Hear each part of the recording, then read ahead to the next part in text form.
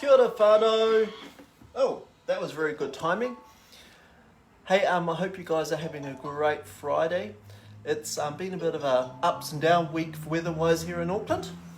But I've got my glass of wine and the fire is going, so it's nice and toasty warm inside our house. For dinner tonight, I'm going to cook a Cheats fried rice. So you'll see as we're going through the recipe is really easy to do and it's actually really tasty. One of the things I'm doing that's different though is that I'm actually going to add some chicken into it. So what I've been doing is you'll notice I've got my varoma on top of my machine. Oh, take that off. And what I've done, I have steamed a chicken breast. So the reason I steam my, folding up. The reason I steam my chicken breast is simply because it keeps it nice and moist and tender. It's absolutely beautiful. So before I start the recipe, what I'm going to do is just quickly shred the chicken breast down, and then I'm going to fold that through my rice towards the end of the recipe. So I'm just going to empty the water out of my bowl.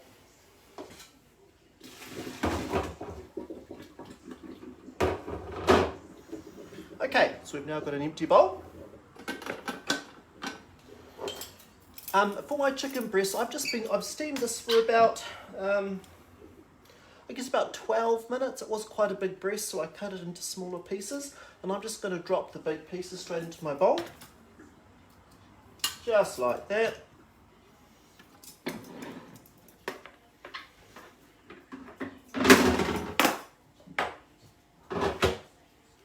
Going to put my lid on. And to shred cooked chicken breast is really easy, and it's actually really quick. Hey guys, thanks for joining us. So to shred my chicken breast, it just takes 4 seconds, and I'm going to run this at reverse speed 4. So, 4 seconds. And don't forget, if you've got a Thermomix, guys, to go into reverse mode, all you do is hit the little picture of the blade. And now we're going to go to speed 4.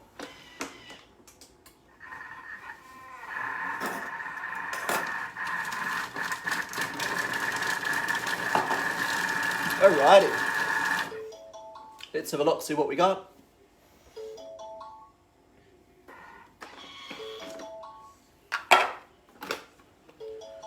How easy is that? This is really good if you want to add a little bit more protein to a soup, or if you've got a dish you just want to zhuzh up a bit. It's so nice to shove a little bit of chicken in there. It's really handy as well because you can shove it in the fridge and use it for like sandwiches and things the day after. But what I'm going to do now with my shredded chicken, I'm just going to put this into my thermoserver. And that's going to keep it nice and warm until it's ready to join the rice and the rest of the ingredients. So in that goes. Oh, this is smelling so yummy. So when I steamed my chicken breast, I just put a little bit of salt and pepper on it, and that's pretty much it. So easy. Okay.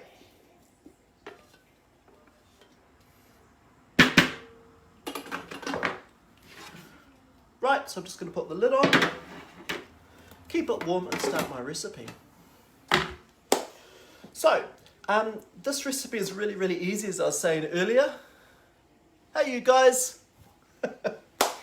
So, into my bowl, what I'm going to add is 4 garlic cloves and an onion. So for my onion, what I've done is just quartered it, and that's going to go straight in the bowl as well. And now I'm just going to chop this down for around 5 seconds at speed number 6. Or 6 seconds, speed number 6. Here we go.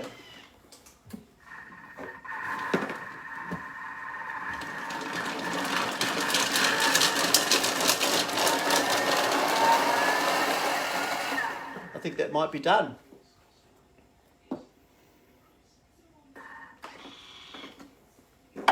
Oh, yep, that's done. How was that? No more tears.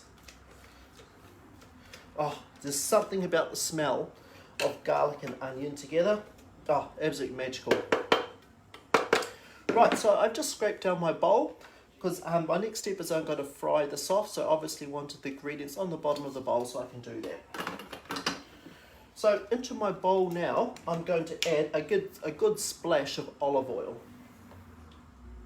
You could get technical and weigh it, but you know, playing rough and wild tonight. It is Friday after all. What I'm also doing is adding some bacon. So this is just a little bit of bacon we had sitting in the freezer from last time we had bacon and eggs. So I thought I might as well use it. So that's going in there as well. And this is now going to cook. So we're going to saute this off for about 3 minutes at Varoma speed 1.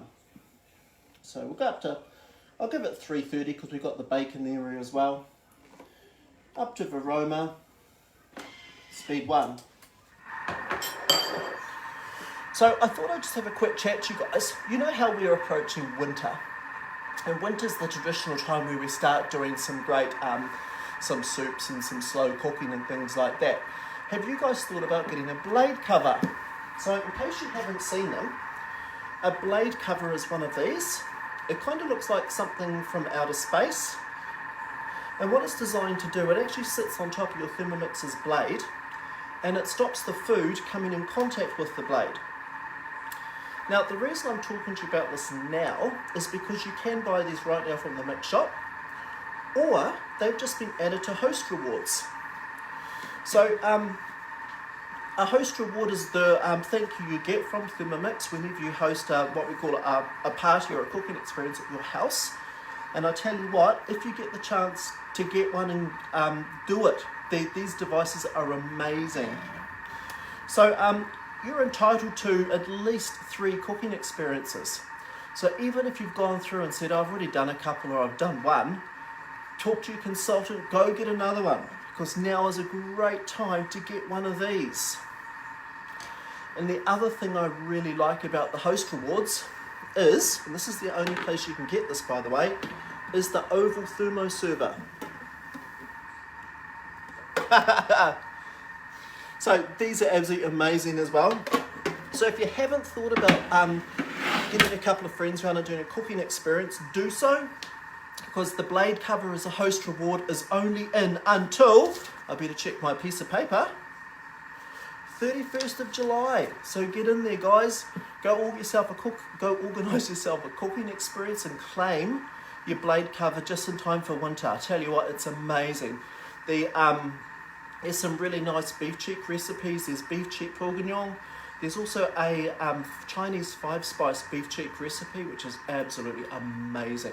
Highly, highly recommend it. Go organise it, guys. Tell them Simon sent you. Alrighty. We're just down to just over a minute to go. Have you guys been cooking anything amazing lately? I see there's been a bit of a magic chocolate cake challenge, I think it is, going round amongst a lot of the Thermomix consultants. So it's all about allergy awareness. So basically it's a cake, it's available on Recipe Community, and it's pretty much allergy free. You name it, I don't know how it tastes so good, but I tell you what, it's phenomenal. So look it up on Recipe Community and go and give it a go. Oh man, guys, this is smelling so good. Oh, that bacon is really adding a bit of pizzazz. So, I'm just going to get my frozen veggies out, just ready for the next step.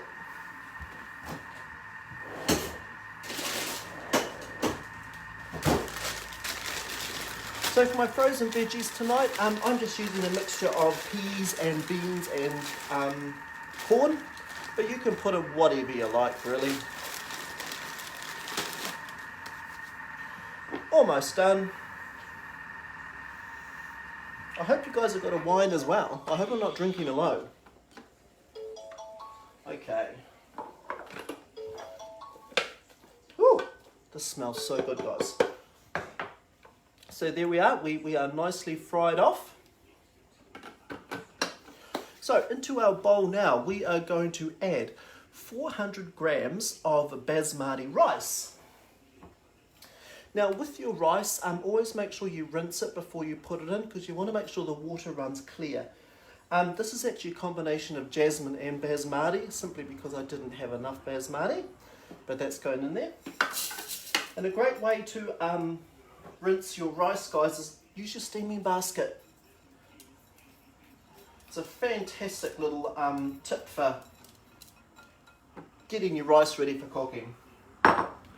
Also into this we are going to add 700 grams of water. So I'm just going to pop into my scales.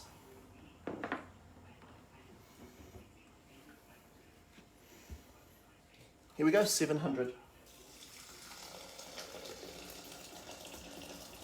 As you may notice, I'm using actually hot water.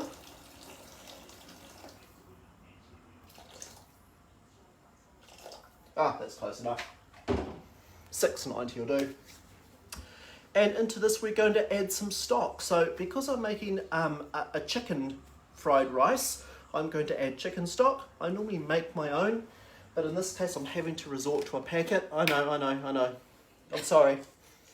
So we're going to add a couple of teaspoons of dried chicken stock paste. And then we're also going to add 250 grams of frozen veggies. So I'm just going to zero my scales.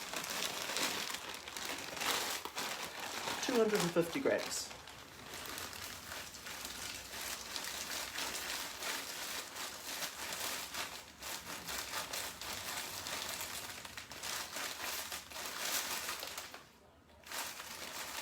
Or thereabouts.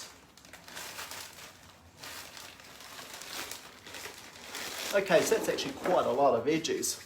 Alrighty, and now we're going to put the lid on.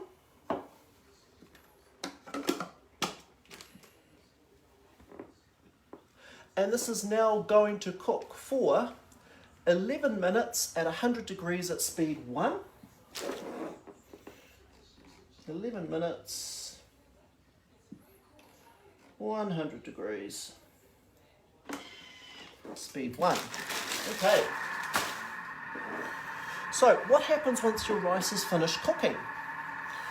You put it inside your thermoserver and you pour over the top of the entire mixture about 80 grams of soy sauce. So I use tamari because I try to remain gluten-free when possible. Oh, awesome, that's great. Minestrone soup is amazing. So you pour over 80 grams of soy sauce and then you mix it up and then you let it sit in the thermoserver for about 10 minutes and all that extra liquid will just be absorbed up. When you're ready to serve it, you can either have some finely chopped spring onions and some sesame seeds sprinkled on top. You can put a fried egg on top, so it's almost like a nasi goreng type of dish. Or the other option is, at this point here where your rice is actually cooking, you could put your varoma back on, mix up a couple of eggs, so just like the scrambled eggs, break them into a cup, fork them together, get some baking paper, get it wet and then wring it dry, line your varoma tray, pour your eggs into it, put the lid on and it will steam. And that will create like a scrambled egg mixture which you can then roughly chop up and then put all through your rice as well. But anyway guys, give it a go. If you do give it a go, please send me a picture. Let me know exactly what it looks like and what you did to it. So again, I added to mine steamed chicken breast and some little bits of bacon. But give it a go, and if you go back to my page later tonight, I'll put a picture up of our finished dish. Have a great Friday night. Have a great long weekend. Don't do anything I wouldn't do. And I'll see you guys later. Bye.